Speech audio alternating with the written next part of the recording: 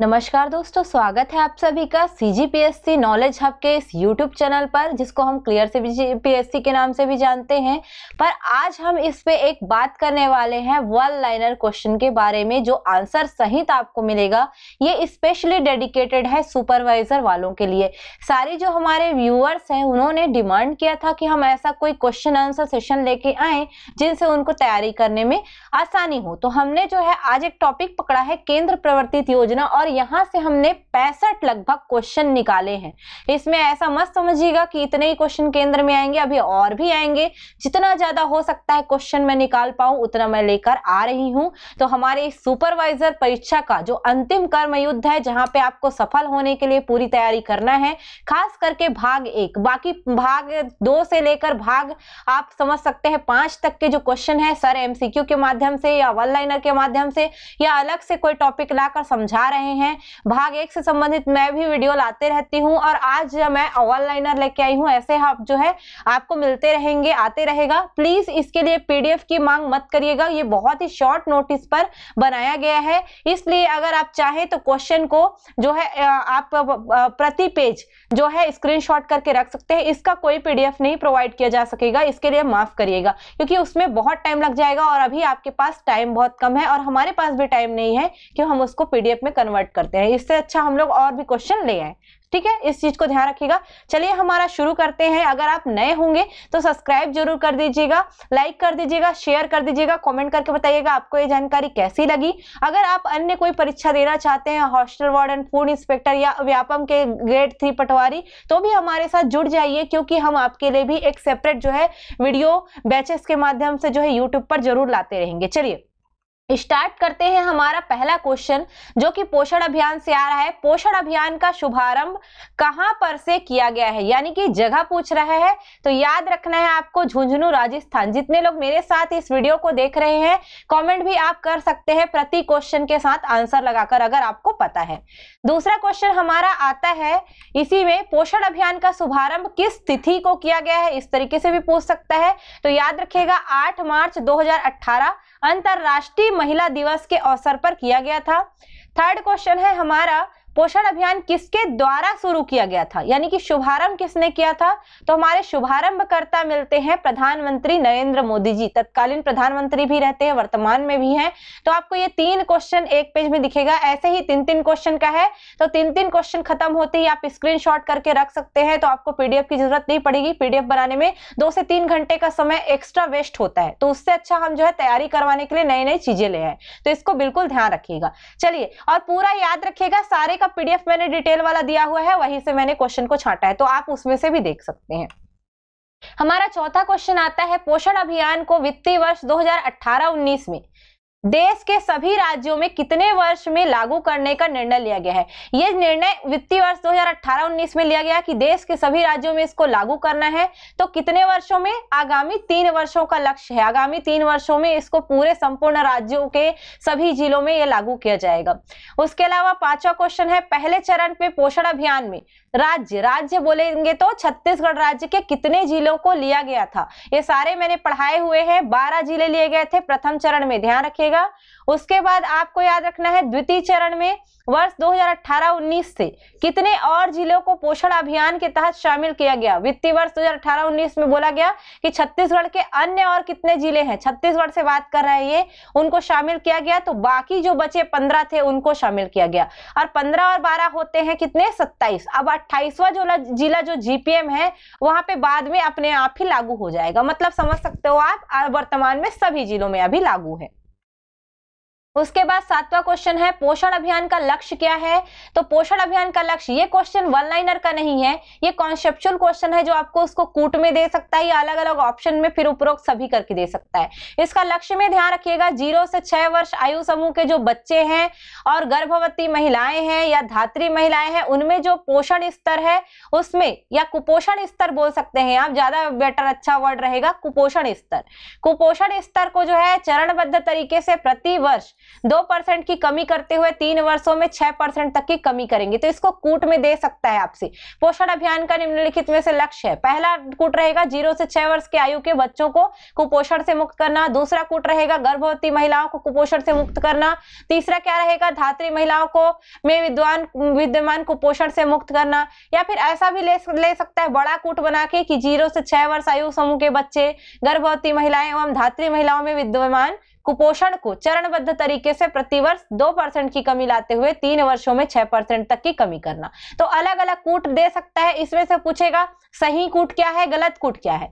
अगर कोई गलत कूट इसने डाला रहेगा तो गलत कूट को आपको जो है पहचानना रहेगा। सही कूट क्या है तो ABCD इस तरीके से बनाया रहता है, वहां पे आप चूज करिएगा। ये टेस्ट देने वाले जो हमारे बच्चे हैं उनको बहुत अच्छे से यहाँ पे एक्सपीरियंस हो गया होगा कैसे कूट वाले क्वेश्चन आते हैं, क्योंकि मैंने ज्यादातर कूट वाले क्वेश्चन ही छांटे थे। तो ये बिल्कुल ध्यान रखेंगे ऐसे क्वेश्चन। जिन लोग टेस्ट नहीं दे पाए थे उन लोग जो है प्लीज इसको देख लीजिएगा, एक बार आपका काम बन सकता है। चलिए, कुपोषण मुक्ति हेतु देशव्यापी अभियान कौन सा है? तो कुपोषण मुक्ति हेतु देशव्यापी हमारा अभियान है राष्ट्रीय पोषण मिशन, जिसको हम बोलते हैं पोषण, क्या बोलते हैं हम, पोषण कार्यक्रम या फिर बोल सकते हो पोषण मिशन। अलग अलग नामों से जानते हो आप, इसको याद रखना। यही है आपका पोषण अभियान, पोषण मिशन या राष्ट्रीय पोषण बोल सकते हो मिशन, एक ही चीज है। यही है आपका राष्ट्रव्यापी क्या है, अभियान है। याद रखिएगा इसको कुपोषण मुक्ति हेतु। उसके बाद 9वां जो हमारा क्वेश्चन है, राष्ट्रीय पोषण मिशन की रणनीति किसके द्वारा तैयार की गई है? यानी कि कौन सी ऐसी संस्था आयोग है जो कि इसकी रणनीति तैयार करता है? तो जो सभी की नीति तैयार करता है, यानी कि हमारा नीति आयोग, यही नीति नियम बनाता है, निर्धारण करता है। तो रणनीति नीति आयोग जो है बनाएगी। याद रखिएगा इस चीज को, बिल्कुल ये आपके लिए इंपॉर्टेंट हो सकता है। तो बिल्कुल महत्वपूर्ण है नीति आयोग, ध्यान रखेंगे इसको। पहले नीति आयोग की जगह पे कौन काम करता था? तो योजना आयोग काम करती थी। ये क्वेश्चन भी याद रखेगा। इससे पहले योजना आयोग थी, वो कार्य करती थी। अभी वर्तमान में नीति आयोग जो है कार्य कर रही है। इस क्वेश्चन को बिल्कुल भी ध्यान रखिएगा। नीति आयोग क्या है थोड़ा सा जान लीजिए। 1 जनवरी 2015 को जो भी योजनाएं हैं या बोल सकते हैं जो भी नियोजन है के कार्य हैं, उन पर एक थिंक टैंक के रूप में, किसके रूप में काम करता है? ये थिंक टैंक। थिंक टैंक की नीति मतलब यहाँ पे सोच विचार करने और निर्देश देने के लिए बनाया गया है। थिंक टैंक के रूप में ये जो हमारा नीति आयोग है कार्य करता है। याद रखिएगा इसका अध्यक्ष कौन होता है? तो PM होता है, प्रधानमंत्री इसके अध्यक्ष होंगे और इसका एक उपाध्यक्ष भी होता है। याद रखिएगा इनके एक उपाध्यक्ष भी होते हैं। वर्तमान में भी राजीव कुमार है, एक बार चेक कर लीजिएगा, फिर भी चेंज होते रहते हैं। राजीव कुमार जी थे उपाध्यक्ष, तो आप चेक कर लीजिएगा, उपाध्यक्ष भी होते हैं इनमें, अध्यक्ष भी होते हैं। तो अध्यक्ष PM होता है नीति आयोग का और उपाध्यक्ष भी रहता है। तो वर्तमान में जो है उपाध्यक्ष राजीव कुमार जी थे शायद तक, एक बार चेक कर लीजिएगा जनवरी 2022 की स्थिति में कौन है। राजीव कुमार को अभी चेंज नहीं किया गया था क्योंकि, एक बार चेक कर लेंगे। चलिए आगे बढ़ते हैं हम 10वें क्वेश्चन पे आते हैं। राष्ट्रीय पोषण मिशन की रणनीति के तहत भारत को कब तक कुपोषण मुक्त कराने का लक्ष्य रखा गया है? एक डेट दिया गया है कि कब तक भारत कुपोषण मुक्त होगा, तो 2022 तक भारत को कुपोषण मुक्त करने का लक्ष्य रखा गया है। हालांकि पॉसिबल नहीं है पर कोशिश करने वालों की हार नहीं होती। राष्ट्रीय पोषण मिशन का जो लक्ष्य है वो क्या है पूछ रहा है, तो याद रखना स्टंटिंग की जो समस्या है, कुपोषण है और एनीमिया है, उनमें कमी लाना। स्टंटिंग मतलब जो आपका बौनापन है एक प्रकार से, उसको आप बोल सकते हो, यानी कि जो वृद्धि नहीं होती बच्चे उनमें, उन सब में कमी लाने का क्या करना है, प्रयास करना है। 12वां नंबर का क्वेश्चन है हमारा, राष्ट्रीय पोषण मिशन के तहत कुल लागत का कितना प्रतिशत हिस्सा विश्व बैंक या अन्य कोई बहुपक्षीय विकास बैंक देंगे? मतलब उनके द्वारा कितना प्रतिशत हिस्सा दी जाएगा? तो जितने भी लागत है उसका 50% हिस्सा या तो विश्व बैंक देगा या अन्य कोई बहुपक्षीय विकास बैंक वो देंगे। 13वें नंबर का क्वेश्चन है, पोषण अभियान के लिए पूर्वोत्तर और हिमालयन जो राज्य है उनके लिए केंद्र और राज्य कितना कितना अंशदान देंगे? प्रतिशत बोले या अनुपात बोले, एक ही समझना, एक ही बात होता है। अनुपात को आप प्रतिशत में दर्शा सकते हो, कोई दिक्कत नहीं है। तो अलग अलग के लिए अलग अलग है। जैसे आपको पूर्वोत्तर या हिमालय वाला जो राज्य है, हिमालय से लगा हुआ, उनमें 90% केंद्र देगा तो 10% राज्य देगा। उसके अलावा आपको मिलेगा क्या, पोषण अभियान के लिए जहां पे विधायिका नहीं है, यानी कि ऐसे केंद्र शासित प्रदेश जहां पे विधानसभा या विधान परिषद नहीं है, विधायिका नहीं है, यानी कि विधान मंडल नहीं है, वहां पे क्या होगा, वहां पे कौन देगा पैसा? तो पैसा कौन देगा? पूरा पूरा तरीके से यहाँ पे याद रखिएगा केंद्र देता है। केंद्र एवं राज्य का अंशदान कितना % है, तो आप यहाँ से 100:0 ले सकते हो या 100% और 0% ऐसा ले सकते हो। आप यहाँ पे कंफ्यूज मत होना, जहां पे विधायिका नहीं है ऐसे केंद्र शासित प्रदेश यानी कि दिल्ली और पौंडीचेरी को छोड़कर जितने बाकी केंद्र शासित प्रदेश है वहां पे केवल केंद्र देता है 100% योगदान।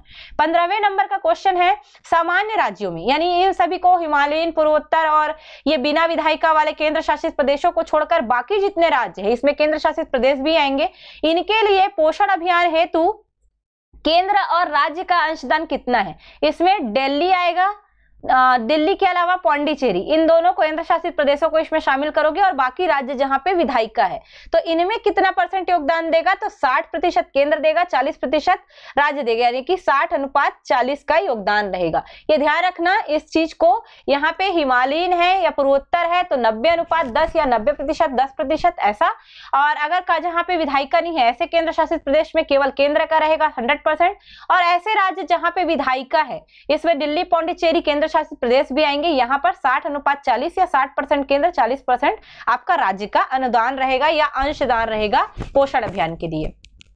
उसके बाद मिशन पोषण 2.0 का शुभारंभ कब किया गया है, ये पूछा जा रहा है। इसका अगर आंसर लोगे तो आप बजट 2021-22 में लेना। इसके लिए 2020-21 की जो आर्थिक समीक्षा है उसमें ही बता दिया गया था कि बजट वर्ष 2021-22 यानी कि आपका हमारा फरवरी में शुरू हुआ था ये बजट वर्ष। फरवरी 1 फरवरी को ही जो है जनरली बजट जो है पेश होता है, तो फरवरी 2021 मान लीजिएगा, फरवरी 2021 से ये जो है शुभारंभ हुआ है, इसको ध्यान रखिएगा। मैंने जो केंद्र संबंधित जो भी आज उठाया हुआ है उसमें हर एक क्वेश्चन जो बन सकता है उसको बारीकी से अध्ययन करके लाया है, तो वीडियो को अंत तक जरूर देखिएगा। जिन लोग सुपरवाइजर की तैयारी कर रहे हैं, अगर आप चाहते हैं कि भाग 1 के प्रश्न आपसे बने तो मेरे जितने वीडियोस आते हैं उसको गंभीरता से लीजिए, चाहे डिटेल वीडियो हो, चाहे वन लाइनर हो, चाहे एमसीक्यू हो, कोई सा भी है आप बिल्कुल लीजिए। बाकी भाग 2 से लेकर भाग 5 तक के जो है वो सर ऑलरेडी एमसीक्यू के माध्यम से करा रहे हैं, अलग अलग चीज, अलग अलग वन लाइनर या फिर वीडियोस के माध्यम से करवा रहे हैं। तो ऐसा बिल्कुल मत समझिए कि बाकी भागों को ध्यान दिए बिना ही आप एग्जाम निकाल सकते हो। एग्जाम निकालना है, पूरा 5 भाग आपके हाथ में है, आप पूरे 5 भाग पर कमांड बनाइए, दूसरों से आगे निकलिए। जो लोग बोलते हैं ये पेपर लीक हुआ, वो पेपर लीक हुआ, ऐसा देख लो, वही क्वेश्चन आएगा, सब बकवास है। कोई पेपर लीक होगा तो पेपर में सबसे पहले बड़ा बड़ा छपेगा बेटा, ऐसा नहीं है कि किसी के में छप जाएगा। कई लोग ऐसा मैंने देखा है, हम लोग क्योंकि सुपरवाइजर की तैयारी कर रहे हैं तो हमको भी ऐसे सजेशन आते हैं वीडियोस जिसमें ऐसे फालतू थंबनेल लगे रहते हैं। अगर कोई पेपर लीक होगा तो सबसे पहले कार्यवाही होगी, बड़े बड़े पेपर में आ जाएगा, पेपर स्थगित हो जाएगा। ऐसे सारे बकवास बातों पर ध्यान दिए बिना आप अपने पेपर पे ध्यान दीजिए, तैयारी करिए। कोई सा भी क्वेश्चन है आप खुद से तैयार कर सकते हैं, कोई जरूरत नहीं है कि आपको ये पेपर लीक हुआ, ये देख लो, वो देख लो, ऐसे वाली चीजों पे जाने का। ये सभी मिसगाइड करते हैं केवल आपको तैयारी करनी है, आपको ये मान के चलना है आपका पेपर निर्धारित तिथि को ही है और आपको पूरी चीजों को पढ़ना है। तो फालतू चीजों पे ध्यान देने से अच्छा है आप वो पढ़िए जिससे आपको फायदा हो। मिसगाइड बिल्कुल मत होइएगा किसी के बहकावे पे। कई लोग व्यू कमाने के लिए भी ऐसे हरकतें करते हैं, तो बिल्कुल मुझे नहीं कहना चाहिए, पर ऐसे धोखे देने वाले से कृपया सावधान रहें। ऐसा कोई नहीं बता सकता कि कौन सा प्रश्न आएगा, ये केवल आयोग को पता है, बाकी किसी को नहीं पता है। तो हम केवल अनुमान लगा सकते हैं, ऐसे प्रश्न पूछे जाएंगे जिसका हमको तैयारी करवा सकते हैं। चलिए 17वें क्वेश्चन पे आते हैं, ज्यादा बात नहीं करते हम। आर्थिक सर्वेक्षण 2020-21 में पोषण अभियान हेतु आकांक्षी जिलों के लिए क्या लक्ष्य रखा गया है, ऐसा क्वेश्चन भी आ सकता है। तो क्या कहा गया है, 112 आकांक्षी जिलों में पोषणगत परिणामों में सुधार लाने के लिए एक सुदृढ़ीकरण की कार्य नीति अपनाई जाएगी, ये लक्ष्य रखा गया है पूरे 112 आकांक्षी जिलों में। बजट 2021-22 के अनुसार 5 साल से कम उम्र के कितने बच्चों को कुपोषित बताया गया है। याद रखिएगा 35% को बजट 2021-22 के अनुसार जो है बताया गया है कि कुपोषित है 5 साल से कम उम्र वाले। जो हमारे साथ वीडियो देख रहे हैं कमेंट भी कर सकते हैं आप, इतने नंबर का ये आएगा तो आपको पता रहेगा कि आपने तैयारी कितने की हुई है। बिल्कुल करिए, कोई दिक्कत नहीं है। 2016 में जारी किए गए राष्ट्रीय परिवार स्वास्थ्य सर्वेक्षण 2016 वाला है, जो 4थे नंबर का आया था, अभी 5वें नंबर का आ गया। मैं बहुत जल्दी इसको पढ़ाऊंगी आप लोग को। इसके अनुसार कितने प्रतिशत गर्भवती और गैर गर्भवती माताओं में एनीमिया पाया गया है? तो ये भी याद रखिएगा 50% है जिसमें एनीमिया पाया गया है। उसके अलावा मिशन पोषण 2.0 की घोषणा कब की गई है? ये इंपॉर्टेंट क्वेश्चन है, याद रखिएगा 1 फरवरी 2021। आपके बुक्स में शायद ही ये दिया हो जो आपने खरीदा हो मार्केट से। मिशन पोषण 2.0 मैंने पोषण का वाला जो मिशन है उसके तहत पूरा पढ़ाया भी हुआ था कि केंद्रीय बजट प्रस्तुतिकरण के दौरान इसकी घोषणा हुई है, ये चल रहा है, याद रखेंगे। 21वें नंबर का क्वेश्चन है पोषण ट्रैकर क्या है? इसके बारे में भी शायद ही दिया होगा आपके बुक में, देख लीजिए पूरा मैंने पढ़ाया हुआ है, डिटेल उसी में से है। यह एक एप्लीकेशन है जो क्या करता है, पोषण से संबंधित जानकारी पर निगरानी करने के लिए बनाया गया है। ये क्वेश्चन आपको दिख सकते हैं, ऐसे आंसर आपको दिख सकते हैं, तो आपको एक तुक्का मारने के लिए मेरा जो ये वन लाइनर है ये आपको रिविजन का काम करेगा। क्या काम करेगा? रामबाण एक रिविजन का काम करेगा, ध्यान रखिएगा इस चीज को। पोषण ट्रैकर ऐप किसके द्वारा शुरू किया गया है? याद रखिएगा महिला एवं बाल विकास मंत्रालय द्वारा। थोड़ा स्पीड में चलते हैं हम अभी। भारत की पोषण चुनौती संबंधित राष्ट्रीय परिषद के अध्यक्ष कौन होंगे? मतलब पोषण चुनौती संबंधित एक राष्ट्रीय परिषद गठित किया जाएगा, इसमें अध्यक्ष कौन होंगे? तो याद रखिएगा नीति आयोग के जो उपाध्यक्ष होंगे वो इसके अंतर्गत अध्यक्ष होंगे, और मेरे ख्याल से ये वर्तमान में राजीव कुमार ही है क्योंकि बदला नहीं गया है, एक बार चेक करेंगे आप बिल्कुल फिर भी। उसके बाद 24वें नंबर का क्वेश्चन है 3 छाता योजना या 3 अम्ब्रेला स्कीम। ये भी मैंने थोड़ा सा बताया था आपको पोषण अभियान में किन किन योजनाओं को इसमें शामिल किया गया है। तो इसमें याद रखिएगा 3 योजनाएं हैं, मिशन शक्ति, मिशन पोषण 2.0 और मिशन वात्सल्य। ये क्वेश्चन ऐसा भी पूछ सकता है 3 अम्ब्रेला स्कीम या 3 छाता योजना के तहत शामिल किए गए मिशन पोषण 2.0 के साथ और कौन कौन सी योजनाएं हैं या किन किन योजनाओं को शामिल किया गया, ऐसा क्वेश्चन बना सकता है। तो मिशन शक्ति, मिशन पोषण 2.0, मिशन वात्सल्य। ठीक है, हमको क्या करना है, पोषण को कम करना है। कैसे? वात्सल्य से। वात्सल्य मतलब प्रेम भावना से। और इसके लिए जरूरी क्या है, आपके पास शक्ति जरूरी है ना। तो ऐसा एक बना सकते हो कि पोषण प्राप्त कर, पोषण जो है लाना है, कुपोषण दूर करना है, ये कैसे होगा? वात्सल्य से होगा। इसके लिए हमें क्या चाहिए? शक्ति चाहिए। तो मिशन शक्ति, मिशन पोषण 2.0, मिशन वात्सल्य, 3 छाता योजना में आएगा। 25वां क्वेश्चन है वर्तमान में महिला एवं बाल विकास मंत्री केंद्रीय स्तर पर कौन है? ऐसे क्वेश्चन भी आपसे पूछ सकता है। तो केंद्रीय याद रखिएगा श्रीमती स्मृति जुबिन ईरानी। मैं जब राज्य का पढ़ाऊंगी तो मैं राज्य का भी बताऊंगी। स्मृति जुबिन ईरानी जी है वर्तमान में। उसके अलावा क्वेश्चन आपसे ये भी बन सकता है वर्तमान में केंद्र में महिला एवं बाल विकास के सचिव कौन है? देखिए ऐसे क्वेश्चन भी आ सकते हैं ना, सही जोड़ी मिलाने वगैरह में दे दिया फंस जाओगे। याद रखिएगा इंदेवर पांडे, इनके बारे में मैंने वैसे ज्यादातर नहीं बताया था बट मैं अभी बता देती हूँ। इंदेवर पांडे जो है सचिव हैं अभी तक जो मिली जानकारी है उसके अनुसार। वर्तमान में महिला एवं बाल विकास विभाग के राज्य मंत्री कौन है? राज्य मंत्री कौन होते हैं? जो कैबिनेट मंत्री है, यानी कि ये मंत्री कौन है? स्मृति जुबिन ईरानी क्या है हमारी? कैबिनेट, ऐसा लिखा जाता है, कैबिनेट मंत्री है। और इनको सहायता देने के लिए राज्य मंत्री कौन है? तो याद रखिएगा डॉक्टर मुंजपरा महेंद्र भाई, ये जो है बनाए गए हैं। अभी तक जो जानकारी थी उसके अनुसार है। अगर ये पेपर के पहले एक बार चेक कर लीजिएगा क्या किसी में चेंजेस है, बिल्कुल आप इसको चेक आउट कर सकते हैं। डॉक्टर मुंजपरा महेंद्र भाई यही दिखा रहे थे विभाग की वेबसाइट में अभी तक। तो उसके बाद देख लीजिए केंद्र द्वारा पोषण अभियान के संदर्भ में 2022 तक पोषण को कितने प्रतिशत, ये कुपोषण है, कई जगह पोषण लिखा गया है, कुपोषण को कितने प्रतिशत तक लाने का जो है लक्ष्य रखा गया है, मतलब कमी लाने का तक जो है कमी लाने का लक्ष्य रखा गया है। कुपोषण में कितने प्रतिशत तक कमी लाने का लक्ष्य रखा गया है? तो याद रखिएगा 25% तक कमी लाने का लक्ष्य रखा गया है। एकदम शॉर्ट नोटिस पे मैंने क्वेश्चन बनाया है, सर ने अनाउंस कर दिया था, अब मुझे लाना जरूरी था। सर ने 2 बजे अनाउंस किया, मतलब मैडम तो लाएगी ही ना, उनकी बातों को नजरअंदाज नहीं किया जा सकता। तो कमी है 25% की, तो मैं सुधरवाते हुए भी चल रही हूँ, कहीं कहीं पे क्वेश्चन में जो है दिक्कत है। तो पोषण अभियान के लिए छत्तीसगढ़ में आईसीटी आरटीएम, याद रखिएगा आईसीटी आरटीएम के माध्यम से कितने जिलों में डाटा संप्रेषण किया जा रहा है? ये पोषण अभियान के तहत डाटा संप्रेषण के लिए आईसीटी आरटीएम के तहत छत्तीसगढ़ में कितने जिले चयनित किए गए? 7 जिले। अगर इसको याद रखना है एकदम इजी में मैं बताती हूँ, याद रख सकते हो। मेरा थोड़ा छत्तीसगढ़ का मैप अभी जो है दिक्कत है, यहाँ पे ध्यान रखिएगा, मतलब मैं ऐसे ही बना रही हूँ, दिक्कत नहीं है, मतलब मैं ऐसे ही बना रही हूँ। ठीक है, ये ऐसा और ये ऐसा। यहाँ पे आपका लगभग पड़ता है कवर्धा, उसको पकड़िएगा। उसके बाद बेमेतरा, दुर्ग, बालोद, बेमेतरा, दुर्ग, बालोद एक साथ पड़ता है, उसको पकड़िएगा। फिर रायपुर को पकड़िएगा, 5 हो गए। महासमुंद और गरियाबंद को पकड़िएगा, 6 और 7 ये आपको मिल जाएंगे, यहीं पे मिल जाएंगे, एकदम एक लाइन से सारी चीजें आपको दिख जाएंगी। चलिए हम नेक्स्ट क्वेश्चन पे चलते हैं। पूरक पोषण आहार कार्यक्रम का संचालन किसके माध्यम से किया जाता है? ऐसी कोई संस्था है क्या जिसके अंतर्गत संचालन होता है? तो हाँ, आंगनबाड़ी केंद्र के तहत होता है। तो लगभग हम लोग 50% कवर नहीं किए हैं अभी तक, 50% से कम में ही है। पर अभी तक आपने लाइक नहीं किया है तो लाइक करिए। इस वीडियो को कम से कम 1K लाइक चाहिए, यानी कि 1000 लाइक चाहिए ही चाहिए। और जितना हो सके आप लोग शेयर करिएगा ताकि लोगों को तक पहुंच सके। और भी आपके क्वेश्चन अभी बाकी है। नेक्स्ट क्वेश्चन पे चलते हैं। 31वें नंबर, पूरक पोषण आहार कार्यक्रम के तहत हितग्राही कौन होंगे? ये सारे क्वेश्चन आ सकते हैं, ऐसा मत समझिएगा कि केवल पूरक पोषण आहार कार्यक्रम के हैं। जितने क्वेश्चन बन सकते हैं उतना बेस्ट है, जल्दी जल्दी आते रहेगा सभी के लिए, ध्यान रखिएगा। यही बड़ा टॉपिक है उसमें से, इसलिए ज्यादा क्वेश्चन है। 6 माह से 3 वर्ष के बच्चे इसमें होंगे, 3 वर्ष से 6 वर्ष के बच्चे होंगे, गर्भवती होंगी, शिशुवती होंगी, उसके अलावा 11 से 14 वर्ष की किशोरी बालिका जो स्याला त्यागी है वो होंगी। ये भी आपको कूट में दे सकता है ये प्रश्न, कूट के लिए बिल्कुल रेडी कर लीजिए। आंगनबाड़ी केंद्र में आने वाले 3 से 6 वर्ष के सामान्य तथा गंभीर कुपोषित बच्चों को गर्म पका हुआ भोजन कितने ग्राम दिया जाता है? सिर्फ भोजन की बात कर रहा है, जो गर्म पका भोजन है वो 200 ग्राम है। पहले ये जो है थोड़ा अलग था, अभी वर्तमान में 200 ग्राम ही है, याद रखिएगा। आंगनबाड़ी केंद्र आने वाले बच्चों को नाश्ता कितने ग्राम दिया जाता है? तो अभी वर्तमान में 50 ग्राम है, पहले 75 था, अभी वर्तमान में 50 है।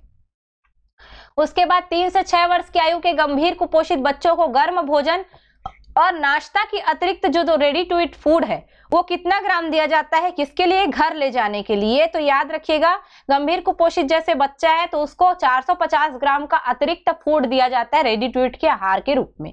उसके बाद 35वां क्वेश्चन है, नाश्ता तथा चावल आधारित गर्म पका भोजन का प्रदाय किसके माध्यम से किया जा रहा है? ऐसा कौन है जो गर्म पकन जो वो भोजन है या नाश्ता है ये प्रदान करने का कार्य करेंगे? ऐसा नहीं, प्रदान किया जा रहा है आंगनबाड़ी केंद्र के द्वारा, पर एक माध्यम है, इसको बनाएगा कौन, इसको प्रोवाइड कौन करेगा? तो महिला स्व सहायता समूह इसको प्रदान करता है। याद रखिएगा, ये चावल है, नाश्ता है, ये जो भोजन है इसका प्रदाय किसके माध्यम से होता है? तो महिला स्व सहायता समूह के माध्यम से। इवन जो आपका रेडी टू ईट है ना, वो रेडी टू ईट भी इन्हीं लोग बनाते हैं, ये महिला स्व सहायता समूह। लेकिन जब महिला स्व सहायता समूह नहीं है तो ग्राम पंचायत या नगरीय निकाय ये भी अपने माध्यम से जो है किसी समूह का चयन करके भी करवा सकती है।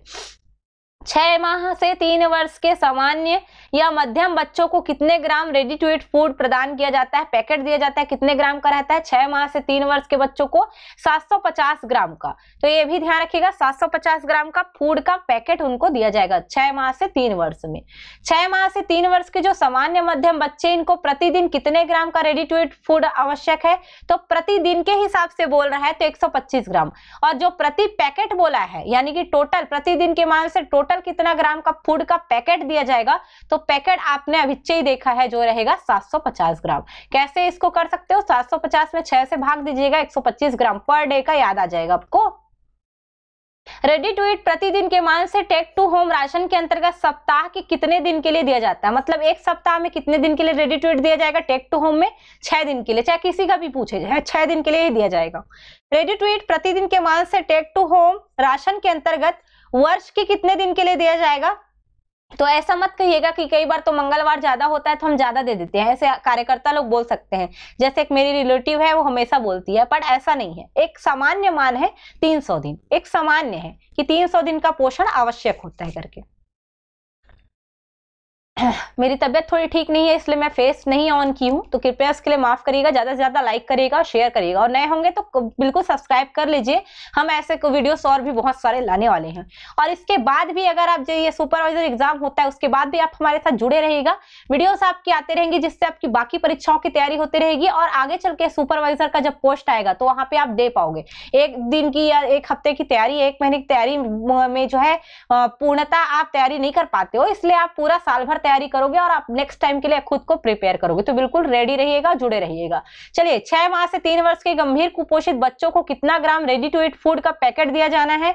तो याद रखिएगा 1200 ग्राम। ये गंभीर कुपोषित है जो 6 माह से 3 वर्ष के हैं, उनको 1200 ग्राम दिया जाता है। यानी कि 1200 ग्राम को आप क्या कर सकते हो, 6 से डिवाइड कर दोगे तो प्रतिदिन का मान निकल जाएगा 200 ग्राम पर डे आवश्यक है उनको। ठीक है, ये ध्यान रखिएगा। गर्भवती महिला को कितना ग्राम रेडी टू ईट प्रतिदिन के मान से टेक टू होम राशन के अंतर्गत साप्ताहिक रूप से दिया जाएगा? तो पैकेट कितने का दिया जाएगा? 450 ग्राम का पैकेट रहेगा। पहले ये ज्यादा दिया जाता था, वर्तमान में खाना दिया जाता है अलग से। जैसे हमारे यहाँ क्या है, महतारी जतन खाना देता है ना, उसमें आपको पता होगा 1222 कुछ है इसमें कैलोरी है ना, तो ये खाना है और 30 करके है तो जो है प्रोटीन का है। तो वहां पे यह ध्यान रखिएगा, ये खाना जो है महतारी जतन के अंतर्गत दे रहे हैं, इसलिए आप 450 ग्राम का ही रेडी टू ईट दिया जाएगा। 42वां क्वेश्चन है, शिशुवती महिलाओं को दिया जाएगा कितना ग्राम रेडी टू ईट फूड का प्रदाय प्रतिदिन की मान से टेक टू होम राशन साप्ताहिक रूप से दिया जाएगा? कहने का तात्पर्य है एक सप्ताह के लिए कितना ग्राम रेडी टू ईट का फूड का पैकेट शिशुवती को दिया जाएगा। एक छोटा क्वेश्चन अगर बनाया जाए तो 900 ग्राम का पैकेट दिया जाएगा। अलग अलग पैकेट रहते हैं, पैकेट में पूरा महिला स्व सहायता समूह का छपा रहेगा, कितना उसमें ग्राम प्रोटीन है, कितना क्या क्या मात्रा में तेल यूज हुआ है या कौन सा पदार्थ यूज किया है, पूरा इंग्रेडिएंट दिया जाएगा, पूरा सारी चीजों का नंबर वंबर डेट वेट सब दिया रहता है ना पैकेट में, ध्यान रखिएगा। तो 900 ग्राम किसके लिए है? गर्भवती शिशुवती के लिए। गर्भवती के लिए 450 ग्राम प्लस अलग से आंगनबाड़ी में खाना। 6 माह से 3 वर्ष का गंभीर है बच्चा तो उसको 1200 ग्राम दिया जाएगा। ठीक है, गंभीर बच्चा है तो 1200 ग्राम, सामान्य है तो 750 ग्राम। छत्तीसगढ़ राज्य द्वारा जारी किए गए आंकड़ों के अनुसार वर्तमान में पूरक पोषण आहार योजना कार्यक्रम के अंतर्गत कितने हितग्राही लाभान्वित हो रहे हैं? ऐसे क्वेश्चन भी आ सकते हैं, याद रखिएगा। 25.99 लाख आएंगे इसमें। राज्य द्वारा जारी किए गए सर्वेक्षण 2020-21 की रिपोर्ट के अनुसार राज्य में लाभान्वित हो रहे हितग्राहियों में 6 माह से 3 वर्ष के कितने बच्चे हैं? ये पूरा मैंने कराया है, एक एक पॉइंट कराया है, इसमें आप बिल्कुल नहीं कर सकते। अगर आपने नहीं देखा है मेरे सारे वीडियोस बिल्कुल खोल के देखिए, सारे वीडियोस सुपरवाइजर वाले प्लेलिस्ट में पूरे अवेलेबल है, पूरे वीडियोस अवेलेबल है। याद रखिएगा 11.58 लाख क्या है? 6 माह से 3 वर्ष के बच्चे हैं रिपोर्ट के अनुसार। राज्य द्वारा जो सर्वेक्षण जारी किया गया था 2020-21 उसके रिपोर्ट के अनुसार इस राज्य में जो जो आपका पोषण आहार योजना है, पूरक पोषण आहार योजना, उसके अंतर्गत जो हितग्राही लाभ ले रहे हैं उनमें 3 से 6 वर्ष के बच्चे, 6 से 3 माह में 11.58 लाख बच्चे हैं, किसमें से? 25.9 लाख में से। 3 से 6 वर्ष के कितने बच्चे हैं इस 25.99 लाख में? तो 9.69 लाख हैं। ये क्या है? 3 से 6 वर्ष की। अगर 2 आंकड़ा याद है तो आपको बाकी आंकड़ा किसमें लगा देना है? गर्भवती और शिशुवती में जो बचेगा। तो यानी कि कितना बचा हमारा गर्भवती शिशुवती के लिए? 4.72 लाख। ये पूरा लाभान्वित हो रहे हितग्राही हैं पूरक पोषण आहार योजना के अंतर्गत हमारे यहाँ शिशुवती गर्भवती के रूप में। 47वां क्वेश्चन है, अब थोड़ा सा मातृ वंदना योजना पे आ जाते हैं। 3 योजना लगभग आज मैंने कवर किया है, सारे क्वेश्चन 3 योजना से जो भी बन सकते हैं पूरे निचोड़ के लाया है। तो बिल्कुल मेरी मेहनत के लिए लाइक जरूर करेंगे और सब्सक्राइब जरूर करेंगे। अगर कर लिए हो तो बिल्कुल मत करिएगा दोबारा, वो अनसब्सक्राइब हो जाता है बेटा। सब्सक्राइब करने में ना आपको ऐसा जो है डल दिखेगा, ऐसा डल दिखेगा, ऐसा बटन है ना, डल दिखेगा मतलब भूरा भूरा कलर दिखेगा। अगर आपने नहीं किया है तो ये रेड दिखेगा। तो रेड का कलर को आपको क्या करना है? चेंज करना है, ठीक है। और कई लोग जो है खतरनाक है, डबल टिबल मार के जो है थोड़ा गलती कर देते हैं, तो ऐसा नहीं करना है, ठीक है। आपको हमारे साथ बने रहना है, हमारे परिवार के साथ बने रहोगे तभी आपको फायदा होगा, इतने सारे अच्छे क्वेश्चन मिलेंगे।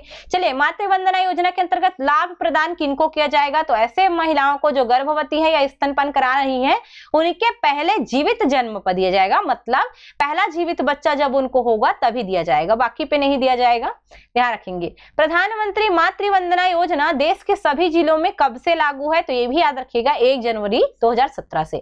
अब देखिए कई बार क्या होता है, कई लोग के साथ 2 किस्त लिए रहती है, फिर बच्चा मर जाता है तो तीसरी किस्त मिलेगी क्या? 1 किस्त लिया है, बच्चा मर गया तो फिर किस्त मिलेगी क्या? इन सभी का अगर आपको क्वेश्चन आपके दिमाग में उठ रहे हैं, मतलब आपने मेरा वीडियो नहीं देखा है। तो आप क्या वीडियो देखोगे? मेरा प्रधानमंत्री मातृ वंदन योजना, इसको PMV यहाँ पे बोल सकते हो, PMMVY भी बोला जाता है। वीडियो डला हुआ है, देख लीजिएगा, आपको समझ में आ जाएगा। चलिए 49वें नंबर का क्वेश्चन आते हैं। प्रधानमंत्री मातृ वंदना योजना के अंतर्गत कितने रुपए की सहायता दी जाती है? याद रखिएगा 5000 रुपए। जब तक मेंशन ना करे तब तक 5000 ही लेना है। अगर उसमें मेंशन करता है कि डिलीवरी के बाद जननी सुरक्षा योजना के साथ दिए जाने वाले आर्थिक मदद को मिलाकर कितने रुपए दिया जाता है, तब ये आपका आंकड़ा चेंज होगा। 6000 रुपए शहरी और ग्रामीण क्षेत्र में है तो 6400 रुपए। क्यों? क्योंकि इसका 5000 प्लस 1000 रुपए या 1400 रुपए ये किस में दिया जाता है? जननी सुरक्षा योजना में। अगर आप संस्थागत प्रसव कराते हो, यानी कि आप हॉस्पिटल जाते हो या प्राथमिक स्वास्थ्य केंद्र जाते हो, तो अब उसके साथ आपको दिया जाता है, तो इनको मिला के अगर बोला तब इसको अलग आंकड़ा लेना है। बिल्कुल ध्यान रखेंगे दोनों क्वेश्चन को। नॉर्मली बोला तो 5000 जननी सुरक्षा योजना, या प्रसव के बाद डिलीवरी को वो करने के बाद बोला तो फिर आपको ये चेंज हो जाएगा बेटा, ये ध्यान रखिएगा बिल्कुल। PMMVY के अंतर्गत मिलने वाली राशि किस माध्यम से दी जाएगी? तो बैंक के माध्यम से दी जाती है, उसमें भी DBT यानी कि डायरेक्ट बेनिफिट ट्रांसफर, ये मैंने बताया भी था, डायरेक्ट बेनिफिट ट्रांसफर के माध्यम से दी जाती है। आजकल तो सभी चीजें इसी के माध्यम से आ जाती है, आपका बीमा उमा का पैसा भी है डायरेक्ट बेनिफिट ट्रांसफर। लिखने में थोड़ी तकलीफ है, प्लीज इसको ध्यान रखेंगे, तबियत ठीक नहीं है मेरी इस वजह से, है ना। चलिए, प्रधानमंत्री मातृ वंदना योजना की जो है पूर्ववर्ती योजना कौन सी है? मतलब पहले प्रधानमंत्री मातृ वंदना योजना नहीं आई थी, उससे पहले कौन सी योजना चल रही थी? तो याद रखिएगा लगभग 2010 के आसपास है इंदिरा गांधी मातृत्व यहाँ पे, या फिर मातृ सहयोग योजना, यानी कि कई जगह इंदिरा गांधी मातृ सहयोग योजना नाम लिखा है, कई जगह इंदिरा गांधी मातृत्व सहयोग योजना है, दोनों एक ही बात है, पर इंदिरा गांधी के नाम से एक मातृ सहयोग योजना चल रही थी, याद रखिएगा। फिर इसी का बाद में जो है अलग हो जाता है। प्रधानमंत्री मातृ वंदना योजना इससे पूर्व किस नाम से जानी जाती थी? तो याद रखिएगा मातृ सहज योजना। इसी योजना का नामकरण किया गया था मातृ सहज योजना के नाम से। कब? तो नई जब सरकार आती है तब की बात है। उसके बाद में फिर जब इसको देशव्यापी बनाया गया तब हम प्रधानमंत्री मातृ वंदना की योजना के नाम से 1 जनवरी 2017 से इसको जानते हैं। पर इससे पहले इसका नाम मातृ सहज योजना था, और इससे पहले जो चल रही योजना है वो इंदिरा गांधी मातृत्व सहयोग योजना थी। तो दोनों को ध्यान रखिएगा, पूरा और डिटेल से जानना है तो इस वीडियो को जरूर देख लीजिएगा। प्रधानमंत्री मातृ वंदना योजना किस विभाग के द्वारा संचालित किया जाता है? ये आप क्वेश्चन आप बना ही लोगे। प्रधानमंत्री मातृत्व वंदना योजना है तो प्रधानमंत्री मतलब केंद्र का, और केंद्र का मातृत्व है तो महिला बाल विकास मंत्रालय भारत सरकार। ध्यान रखिएगा इसको, इन क्वेश्चनों को। ये क्वेश्चन में से हो सकता है आपसे डायरेक्ट क्वेश्चन पूछ दे। तो ये हमने हमारा जो रामबाण होता है ना, ये बोलते हैं ना ब्रह्मास्त्र का प्रयोग अंतिम समय पे करो, तो ये हमारा अंतिम ब्रह्मास्त्र था आप लोग के लिए, ताकि आप लोग को हम रिवीजन करवा सके एग्जाम में जाने से पहले। बिल्कुल ध्यान रखेंगे। चलिए 55 नंबर पे क्वेश्चन पे आते हैं, 65 तक जाना है हमको। प्रधानमंत्री मातृ वंदना योजना किस कानून के तहत चलाया जा रहा है? आंसर आएगा राष्ट्रीय खाद्य सुरक्षा कानून 2013। अगर आप वन लाइनर देखे हैं 2-3 दिन में मैं सर से बोल के इसका MCQ में डलवा दूंगी। अगर वहां पे आप फिर भी क्वेश्चन नहीं बना पाए, यानी कि आपको मेहनत की और जरूरत है, पर यहाँ पे MCQ में मैं चाह रही हूँ कि बाकी भाग का तैयारी हो, तो बिल्कुल इसके लिए जुड़े ज्यादा से ज्यादा। ऐसा मत समझिएगा केवल भाग एक को आपको तैयारी करना है, पूरे भाग को करिए, रगड़ के पढ़िए, आपका एग्जाम अच्छा आ जाएगा। प्रधानमंत्री मातृ वंदना योजना के द्वारा पात्र जो गर्भवती महिलाएं हैं उनको पहली किश्त कितने रुपए की दी जाती है? ये क्वेश्चन भी उठा सकता है। पहली किश्त दी जाएगी 1000 रुपए की। पहली किश्त वाले में एक और क्वेश्चन हो सकता है कि पहली किश्त गर्भ के कितने दिवस के भीतर दी जा सकती है? प्रधानमंत्री मातृ वंदना योजना के द्वारा पात्र गर्भवती महिलाओं को पहली किश्त गर्भ के कितने दिवस के भीतर दी जाएगी? तो आंसर याद रखिएगा 150 दिवस के भीतर। 150 को आप 30 से गुणा कर दो, अब 30 दिन को मान के, है ना, तो कितना होगा यार? 3 पंचे 15, यानी कि 5 महीना। 5 महीने के भीतर उनको दी जाएगी, याद रखना, पहला किश्त। उसके बाद और क्वेश्चन है, प्रधानमंत्री मातृ वंदना योजना के अंतर्गत पात्र गर्भवती महिलाओं को दूसरी किश्त गर्भ के कितने दिवस के भीतर दी जाएगी? तो याद रखिएगा 130 दिवस के भीतर, यानी कि 6 महीना के भीतर आपको मिल जाएगा। उसके बाद बाकी क्या क्वेश्चन पूछ रहा है देख लीजिए। प्रधानमंत्री मातृ वंदना योजना के द्वारा पात्र गर्भवती जो महिलाएं हैं उनको दूसरी किश्त कितने रुपए की दी जाएगी? तो याद रखिएगा 2000 रुपए की दी जाएगी, ये भी।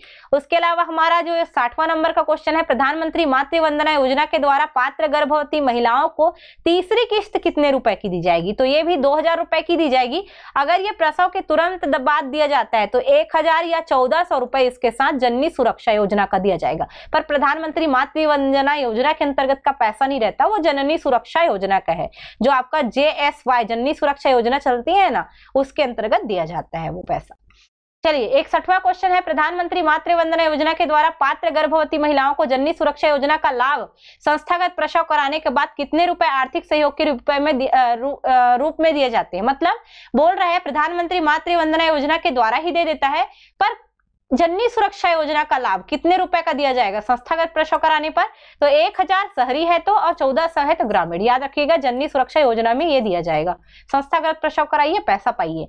PMMVY यानी कि प्रधानमंत्री मातृत्व या मातृ वंदना योजना दोनों भी बोल सकते हो आप। पात्र गर्भवती महिलाओं को तीसरा किश्त कब दिया जाएगा? ये क्वेश्चन पूछ सकता है आपसे, याद रखना।